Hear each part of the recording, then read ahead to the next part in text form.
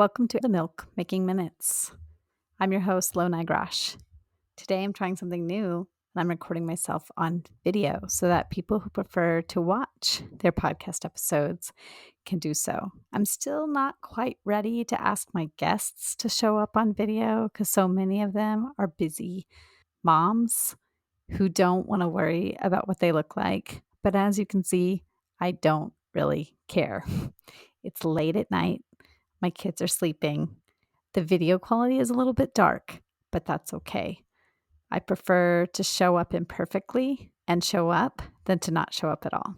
So this week, we are going to be talking about the age-old question: what can I eat and drink to increase my supply? I'm really excited to be talking about this because it's a question I hear all the time. So let's get into it. I want to preface my response to this question by saying every culture has foods designated for the postpartum period to increase milk that breastfeeding mothers are supposed to be eating. And so when I give my responses, I don't give them lightly or frivolously, and I'm not trying to put anyone down. In the United States, the standard answers that we hear to this question are that you should eat oatmeal, that you should make sure to add brewer's yeast to your diet, that drinking beer, especially dark beer, can improve your milk output, that drinking lots of water, coconut water, will increase your milk output, that drinking blue Gatorade will increase your milk output. And then, of course, there are standard herbal galactagogues. Galactagogues are food and drink that are thought to increase milk output. So some people recommend fenugreek, for example. However, there is not a lot of evidence to indicate that any certain food increases or decreases your milk supply. If you listened to last week's solo episode where I talked about how to increase your pumping output, I talked about how milk output is based on hormones. So I'm going to say this again and again. Milk output is based on what's happening hormonally in your body, and you can impact those hormones by what you do at your breast and by how frequently you breastfeed. But there is no real solid evidence to indicate that you can eat any type of food or drink any certain drink and it will increase your milk output.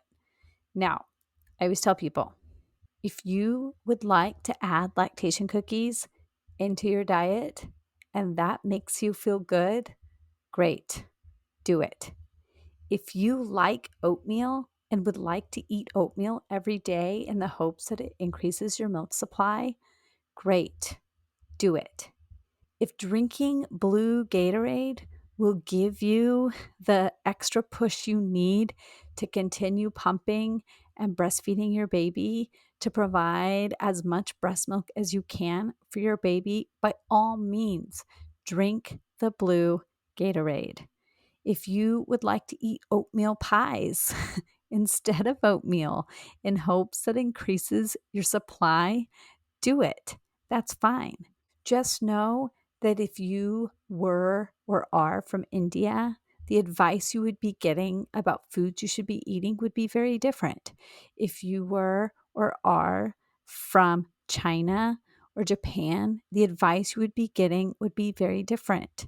If you were from Mexico, the advice you would be getting from family members and friends would be very different because there is no real standard solid evidence about the foods you should be eating.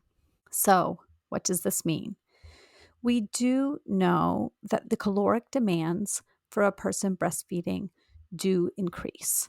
by about 500 calories a day. So it is important to get enough food and to drink to satisfaction. Many people report feeling particularly thirsty while breastfeeding.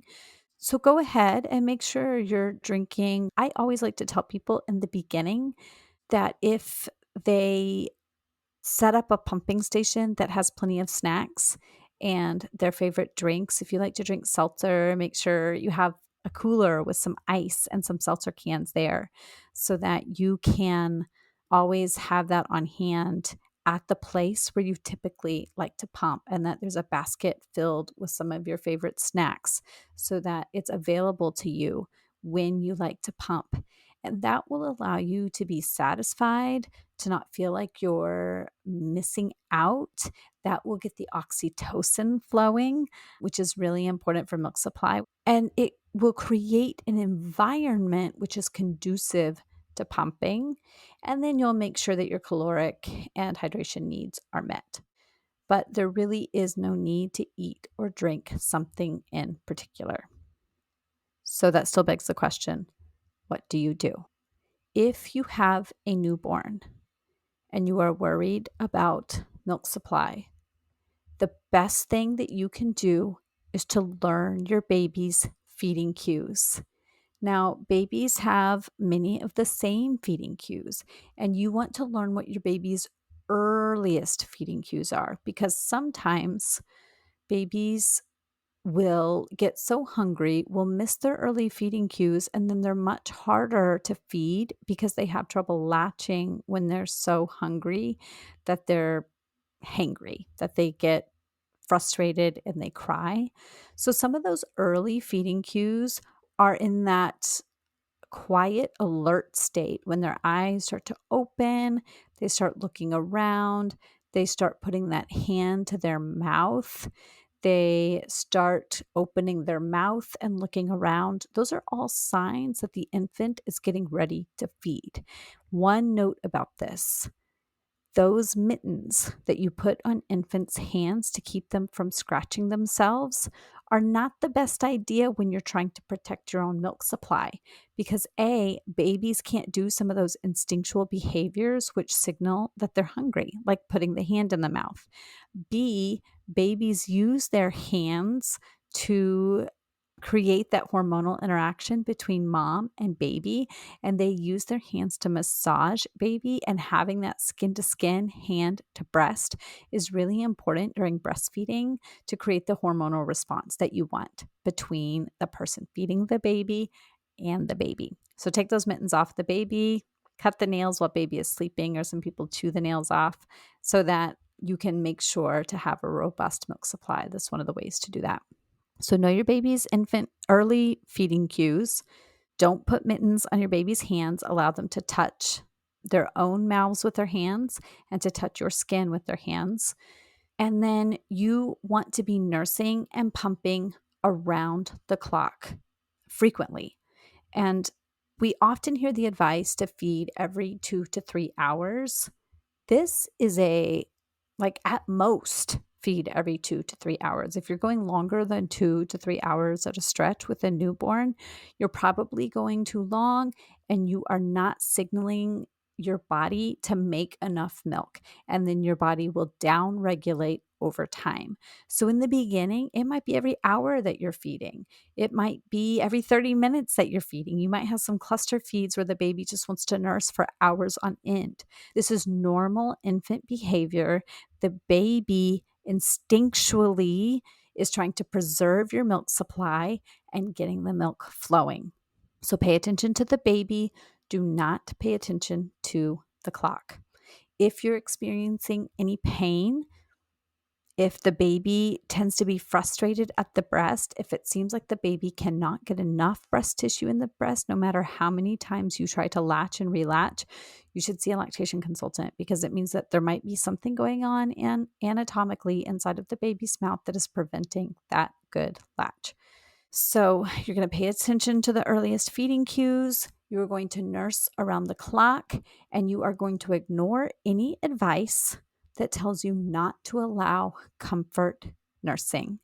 Anyone who tells you don't let the baby use you as a pacifier is wrong. Now, as your baby gets older and your milk supply is already established, fine. You can use a pacifier instead. But in those early weeks when you are trying to establish your milk supply, like for the first 6 to 12 weeks, you really do want the baby to comfort nurse at the breast because that is creating that hormonal response that I talked about last week. It's signaling your body to anytime baby comes to the breast or anytime a breast pump is used, prolactin flows through the bloodstream, and that is the signal for your body to make more milk. And so every time that prolactin flows through, when there's high level prolactin in the bloodstream, more milk is going to be made. And so comfort nursing, even though people say, oh, baby's not hungry, baby's just comfort nursing, that serves a purpose. It serves to create a robust milk supply. So those are my top tips for ensuring that you have a great milk supply. I would love to know yours. Join me in the Milk Making Minutes community group on Facebook. We have a growing community of people there who want to discuss all of the forces which make breastfeeding difficult and try to remove those barriers so that it's not as hard anymore. It shouldn't be as hard as it is. We shouldn't have as much anxiety as we do, but we do. And it's not our fault. This has been done to us, and we are trying to change that narrative. So join me over there and we can have those discussions.